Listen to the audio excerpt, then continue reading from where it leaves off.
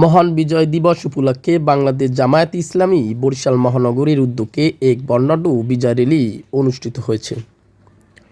চলো একসাথে গড়ি বাংলাদেশ এই স্লোগানকে ধারণ করে আয়োজিত এই 16 ডিসেম্বরের র্যালি সকাল 8টায় নগরীর টাউন হল চত্বর থেকে শুরু করে শহরের গুরুত্বপূর্ণ সদর রোড, ফজলুল হক এভিনিউ, চকবাজার লাইন রোড প্রদক্ষিণ করে পুনরায় টাউন হলে এসে সমাপ্ত হয়। দোয়া করছি, হে আল্লাহ, এই বিজয়কে সংহত করো এবং দীর্ঘস্থায়ী করো।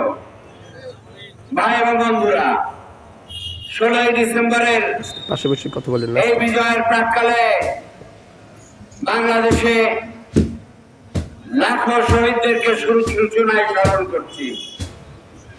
আল্লাহ তাদের ত্যাগ এবং কোরবানিকে কবুল করে তাদের শাহাদাতের মর্যাদা দান করুন।